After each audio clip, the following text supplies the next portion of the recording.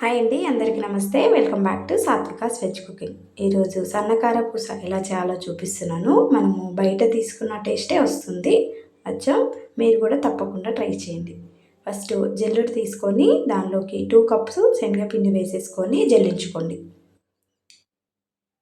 దీంట్లో ఏమైనా కచ్చరా ఉన్న పోతుంది, లేదంటే ఉండల్లాగా కాకుండా ఈ విధంగా జల్లించుకున్నాక కొంచెం సాల్ట్, కొంచెం పసుపు వేసేసుకొని స్పూన్తో ఈ విధంగా కలిపేసుకోండి.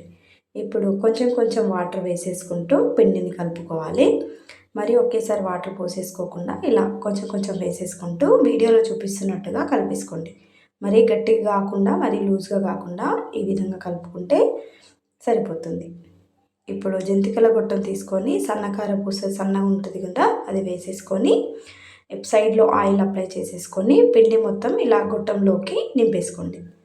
ఇప్పుడు దీనిపైన ఇది పెట్టేసుకొని టైట్ చేసుకోవాలి. ఇలా చేసేసుకున్నాక ఒక్కసారి చూడండి, ఈ విధంగా ఇలా వచ్చాక ఆయిల్ హీట్ అయిందో లేదో ఒక్కసారి చెక్ చేసుకొని ఇప్పుడు దీంతో మనము వేసేసుకోవాలి. సిమ్లో పెట్టేసుకొని వేసేసుకోవాలి. వేసేటప్పుడు కొంచెం జాగ్రత్త, కాలుతుంది. ఇలా కొంచెం కాలాక నెక్స్ట్ సైడ్ ఆన్ చేసేసుకొని కాల్చుకోవడం. అంతే అండి, సన్నకార పూస చాలా ఈజీ. జస్ట్ 5 మినిట్స్లో రెడీ చేసేసుకోవచ్చు. ఇప్పుడు కొంచెం కరివేపాకు ఫ్రై చేసేసుకొని దీనిపైన వేసేసుకుంటే అచ్చం మనం బయట చేసుకున్నట్టుగానే ఉంటుంది. వీడియో నచ్చితే లైక్ అండ్ షేర్, సబ్స్క్రైబ్.